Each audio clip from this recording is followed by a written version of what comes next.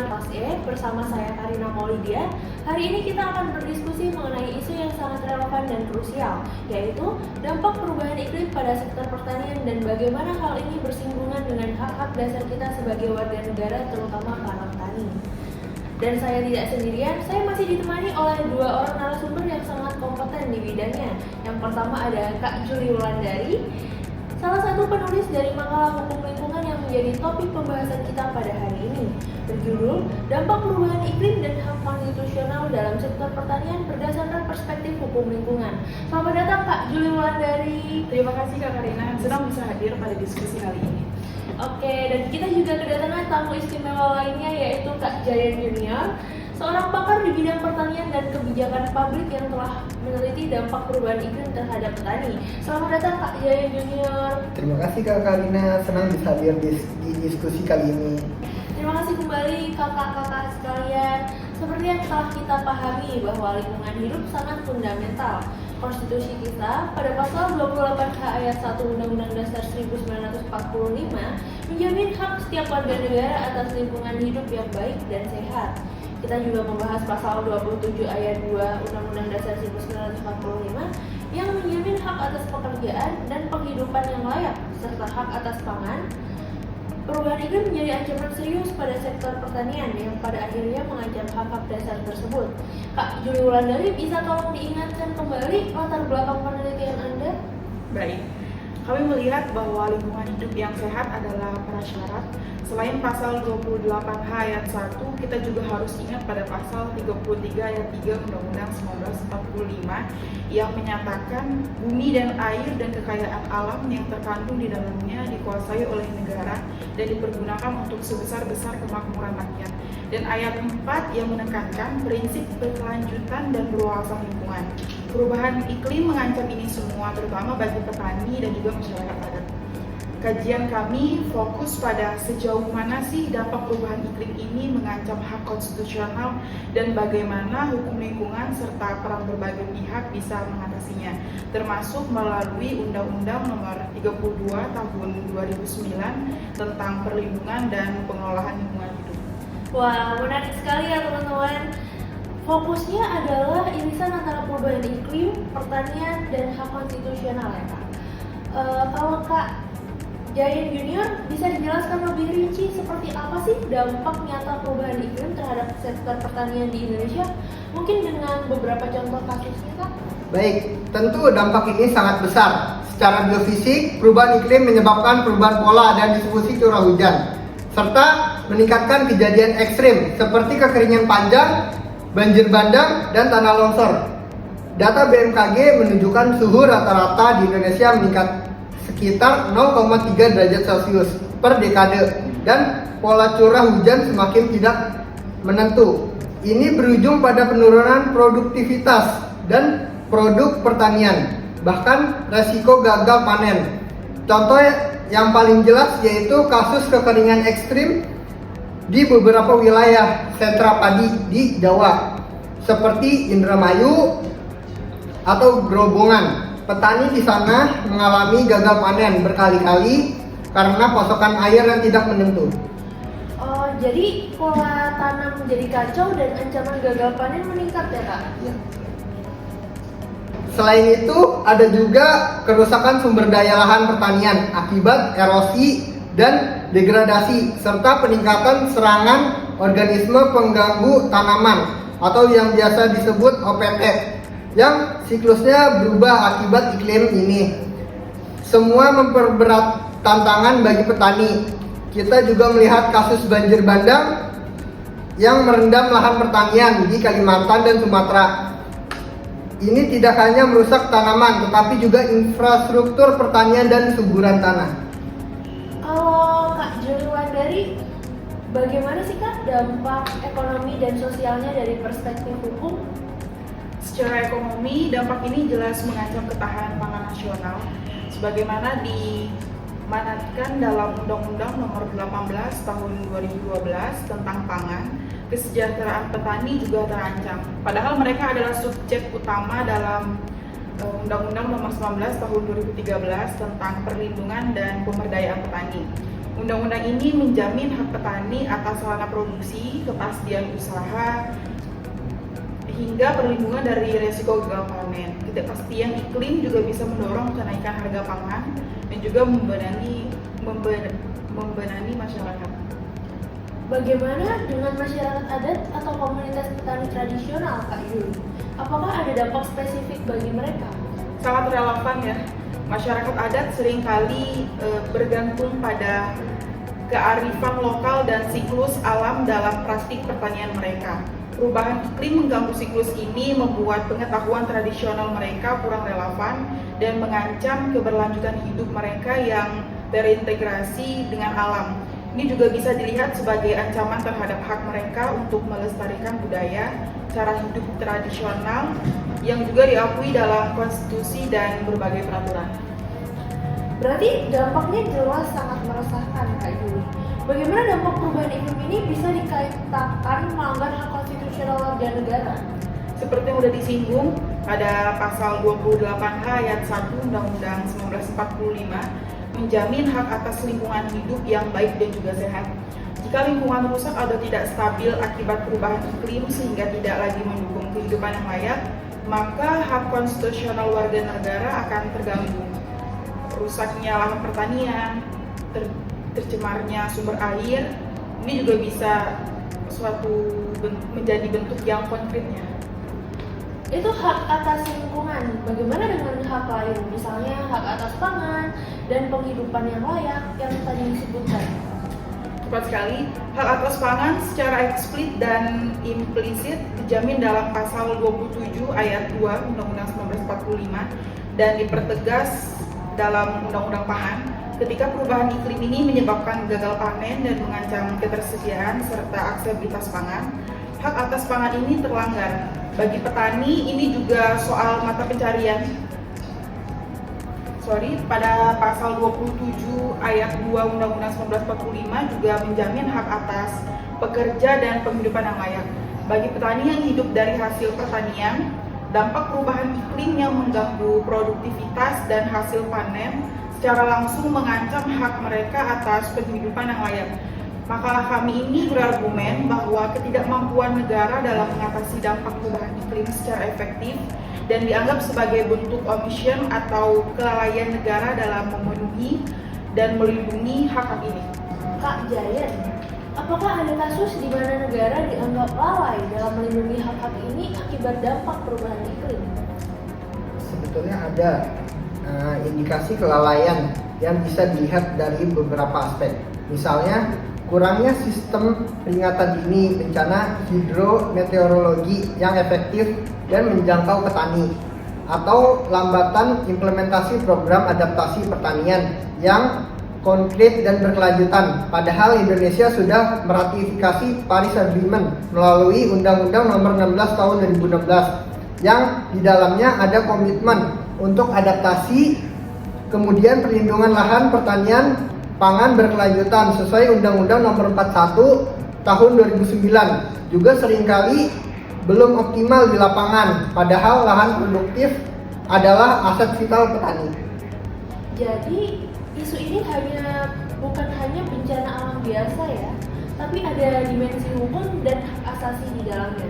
Lalu apa peran hukum lingkungan dan bagaimana seharusnya pemerintah serta pihak swasta bertindak, Kak Juli?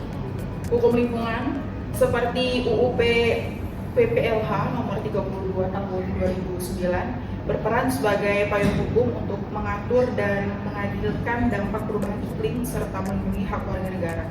Undang-undang ini mencakup instrumen pencegahan pencemaran atau kerusakan lingkungan hidup seperti kajian lingkungan hidup strategis, analisis mengenai dampak lingkungan, dan izin lingkungan. Namun penelitian kami menemukan bahwa kerangka hukum yang ada masih punya celah dalam mengintegrasi aspek adaptasi perubahan iklim secara komprehensif di sektor pertanian, terutama di tingkat implementasi daerah. Perlu ada sinkronisasi dan penguatan peraturan turunan yang lebih teknis dan aplikatif. Kak Jayan, bisakah Kak Jayan jelaskan lebih rinci bagaimana perubahan iklim ini secara spesifik mempengaruhi sektor pertanian di Indonesia? Apa saja sih dampak yang paling terasa di lapangan? Ya, terima kasih moderator.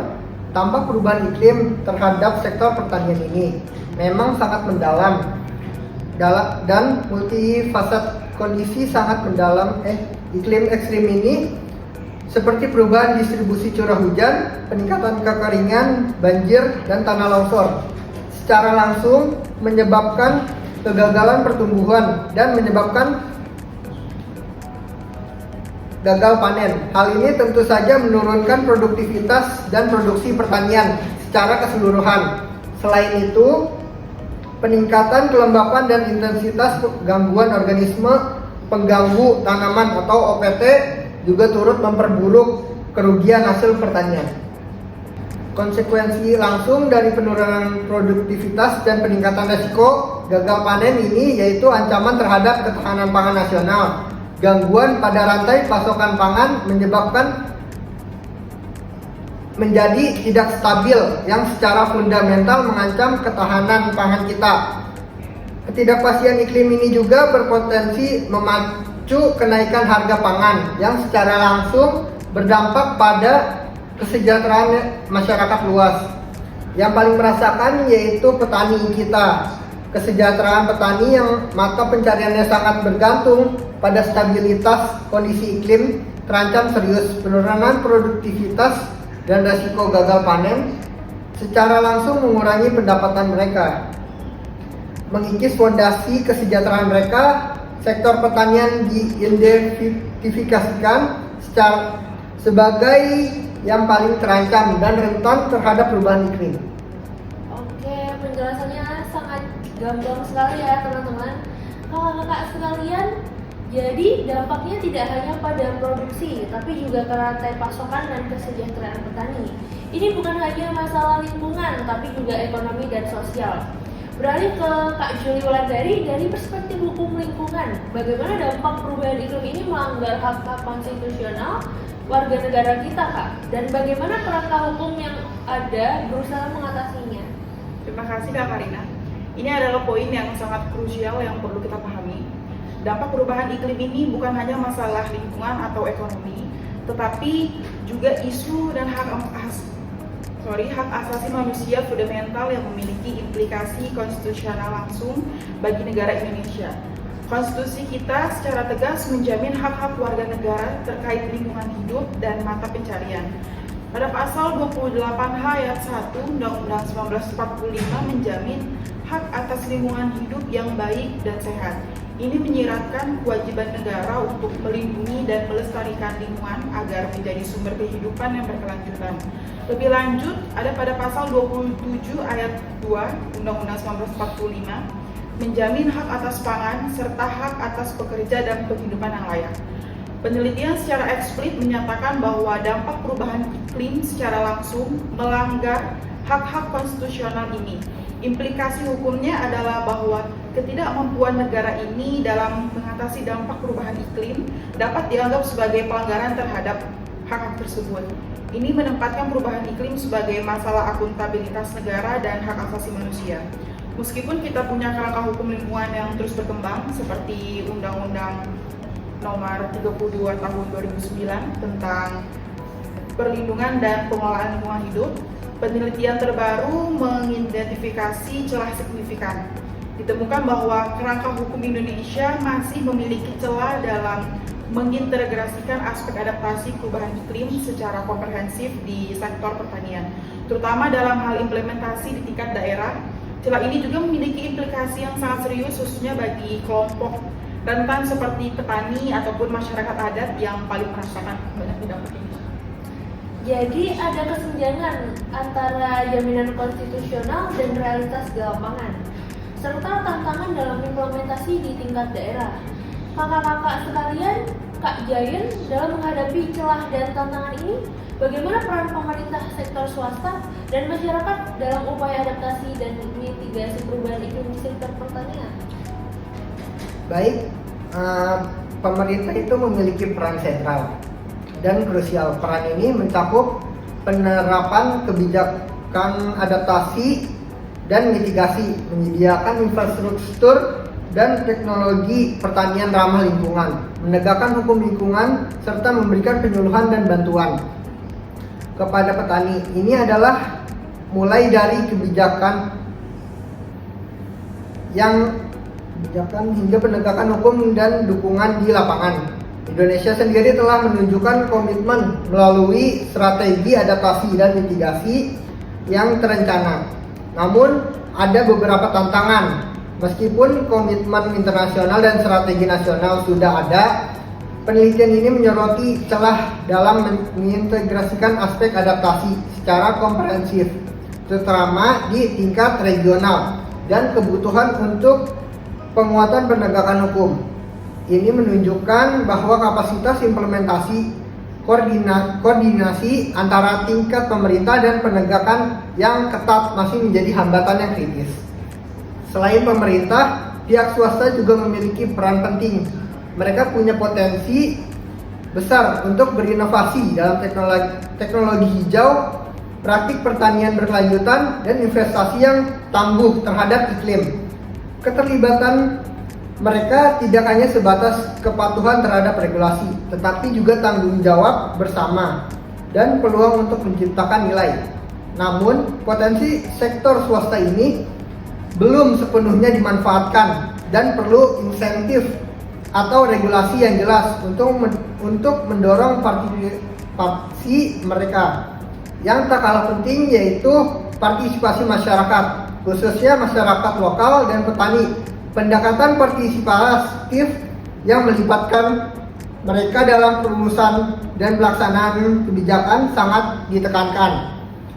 Pengetahuan lokal dan pengalaman langsung mereka sangat penting untuk memastikan efektivitas kebijakan yang relevan dengan kondisi spesifik di lapangan. Sangat menarik ya, Kak Jayan. Jadi kolaborasi multi pihak ini kuncinya. Tetapi ada PR besar dalam implementasi dan penegakan hukum.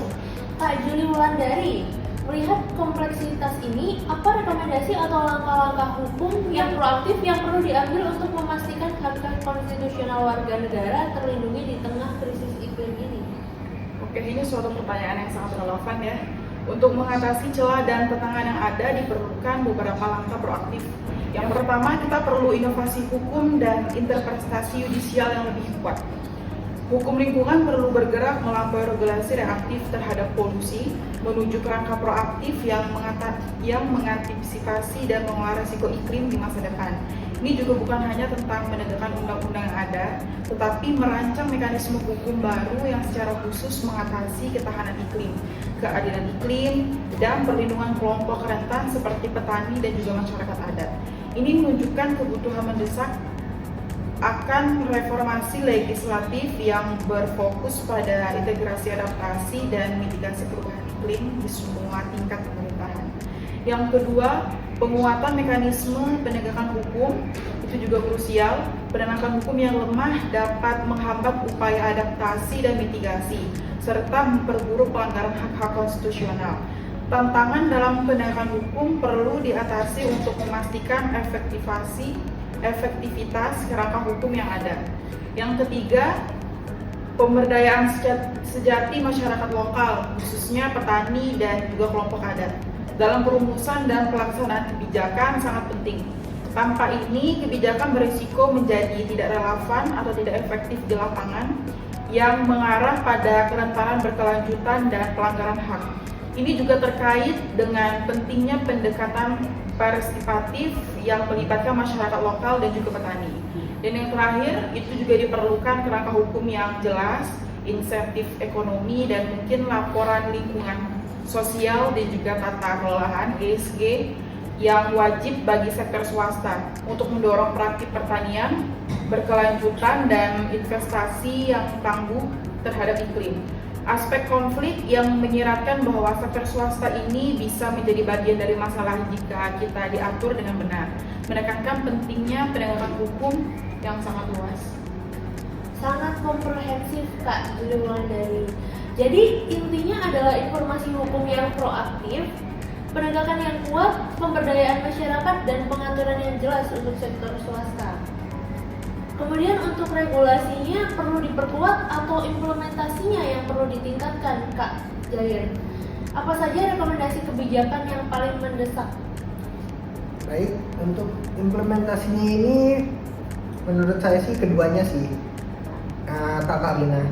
Karena regulasi perlu diperkuat untuk lebih spesifik mengatur adaptasi di sektor pertanian. Kami merekomendasikan penguatan kerangka hukum yang lebih spesifik untuk adaptasi perubahan iklim di sektor pertanian, bukan hanya mitigasi. Ini termasuk penyusunan peraturan pelaksanaan yang lebih detail dan target yang jelas untuk setiap daerah. Mungkin dalam bentuk peraturan pemerintah atau peraturan daerah turunan dari UU, PPLH, dan undang-undang terkait lainnya, pemerintah harus mengalokasikan anggaran yang memadai untuk penelitian dan pengembangan benih unggulan tahan iklim ekstrim, serta teknologi irigasi efisien dan hemat air. Infrastruktur pendukung seperti embung, parit, dan sistem drainase juga vital. Bagaimana dengan peran penyuluhan dan pendampingan bagi petani yang juga diamanatkan dalam Undang-Undang Perlindungan Petani? Oh, itu sangat krusial. Penyuluhan harus masif, berkelanjutan, dan menggunakan bahasa yang mudah dipahami petani. Petani perlu dibekali pengetahuan tentang pola tanam adaptif, penggunaan pupuk organik, pengelolaan air yang cerdas, atau biasanya disebut smart water management, dan akses terhadap informasi iklim terkini. Penting juga untuk membangun pusat-pusat informasi iklim di tingkat desa yang mudah diakses oleh petani. Ini sejalan dengan poin kami di part 1 mengenai pentingnya memberikan penyuluhan dan bantuan kepada petani. Kak Juli, Anda menyoroti pentingnya pendekatan partisipatif. Bisakah dijelaskan lebih lanjut, Kak, mengenai hal tersebut?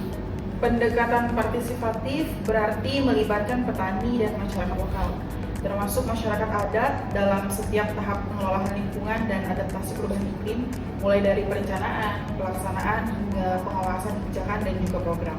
Pasal 65 UU PPLH juga mengatur hak masyarakat atas pendidikan lingkungan hidup, akses informasi, akses partisipasi, dan juga akses keadilan. Mereka adalah aktor utama yang paling memahami kondisi lapangan dan kebutuhan mereka. Misalnya dalam penentukan jenis tanaman yang cocok untuk daerah atau dalam merancang sistem irigasi lokal.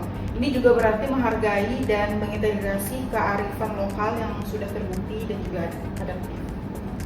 Kalau untuk peran pihak swasta, Kak, bagaimana pihak swasta dalam konteks solusi konkret ini, Kak Jaga? Baik, untuk pihak swasta ini juga punya tanggung jawab yang besar, Kak Karina, karena mereka bisa berinvestasi dalam pengembangan teknologi pertanian ramah lingkungan, seperti pertanian presisi atau smart farming. Mereka juga bisa berkontribusi dalam rantai pasok yang berkelanjutan dan adil bagi petani, serta memastikan produk pertanian yang dihasilkan memenuhi standar lingkungan. Tanggung jawab sosial perusahaan CSR mereka juga bisa diarahkan untuk mendukung program adaptasi perubahan iklim di komunitas petani, misalnya melalui pelatihan atau bantuan sarana produksi. Berbagai solusi konkret sudah kita bahas, namun tentu ada tantangan besar dalam implementasinya. Kak Juli, apa tantangan utama yang Anda identifikasi? Tantangan utamanya adalah koordinasi antar lembaga pemerintah yang sering tumpang tindih kewenangan dan program, keterbatasan anggaran juga klasik, serta kurangnya kapasitas sumber daya manusia yang mumpuni di tingkat lokal untuk menerjemahkan kebijakan menjadi aksi nyata. Selain itu, kesadaran masyarakat umum dan bahkan sebagian pengambil kebijakan akan urgensi perubahan iklim dan dampaknya yang sistematis masih perlu terus ditingkatkan. Penegakan hukum lingkungan juga masih menjadi tantangan tersendiri. Jadi tantangannya cukup banyak ya, Kak. Bagaimana mengatasi tantangan koordinasi antar lembaga, Kak Jaya? Baik, untuk itu diperlukan kepemimpinan yang kuat dan mungkin satu lembaga koordinator dengan mandat yang jelas untuk mengintegrasikan semua program terkait perubahan iklim di sektor pertanian. Jadi perlu ada peta jalan nasional dan daerah yang jelas, terukur, serta sistem monitoring dan evaluasi yang transparan dan akuntabel. Keterlibatan akademisi dan organisasi masyarakat sipil dalam pengawasan juga penting. Untuk petani kecil, apa harapan terbesar yang bisa kita berikan? Harapan terbesarnya adalah mereka bisa terus bertani, menghasilkan pangan bagi bangsa, dan memiliki penghidupan yang layak di tengah tantangan perubahan iklim. Ini bisa terwujud jika ada komitmen politik yang kuat dari pemerintah, dukungan kebijakan yang pro petani, inovasi teknologi yang terjangkau dan aplikatif, serta partisipasi aktif dari seluruh elemen masyarakat. Kita harus memastikan bahwa hak-hak konstitusional mereka, terutama hak atas lingkungan yang baik dan juga sehat, hak atas pangan, dan juga hak atas kehidupan yang layak, tidak tergerus oleh krisis di lingkungan. Baik, Kak Juli Wulandari dan Kak Jayan Junior, diskusi kita hari ini sangat mendalam dalam memberikan gambaran yang komprehensif dari dampak, dasar hukum, studi kasus, hingga solusi konkret dan tantangannya. Dari pembahasan kita bisa disimpulkan bahwa perubahan iklim memberikan dampak nyata dan serius pada sektor pertanian kita, mengancam ketahanan pangan, kesejahteraan petani, dan bahkan berpotensi melanggar hak-hak konstitusional kita atas lingkungan yang baik dan sehat, seperti yang disebutkan pada pasal 28H ayat 1 Undang-Undang Dasar 1945, hak atas pangan, serta hak atas pekerjaan dan penghidupan yang layak. Pasal 27 ayat 2 Undang-Undang Dasar 1945, negara memiliki kewajiban pasal 33 Undang-Undang Dasar 1945 untuk memastikan kemakmuran rakyat dengan prinsip berkelanjutan.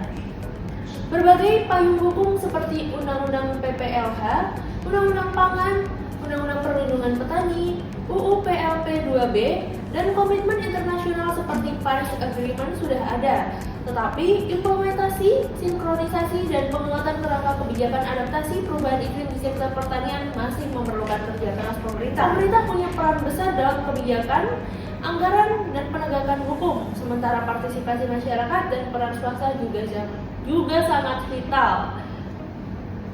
Krisis iklim adalah tanggung jawab kita bersama. Melindungi lingkungan berarti melindungi hak-hak kita sendiri dan generasi mendatang. Terima kasih banyak Kak Juli Wulandari dan Kak Jayan atas waktu, wawasan, dan penjelasannya yang sangat luar biasa. Sama-sama Kak Karina, semoga yang disampaikan bermanfaat. Terima kasih kembali Kak Karina, semoga diskusi ini bisa mendorong aksi nyata ya. Tentu sangat bermanfaat, Sobat Lingkungan. Demikian podcast Hukum Lingkungan kelas E. Semoga pembahasan ini tidak hanya memberikan wawasan baru, tetapi juga menginspirasi kita semua untuk lebih peduli dan bertindak nyata dalam menghadapi perubahan iklim demi masa depan petani dan hak-hak konstitusional kita. Jangan lupa bagikan pembelajaran podcast ini jika dirasa bermanfaat. Saya Karina undur diri. Sampai jumpa di lain waktu.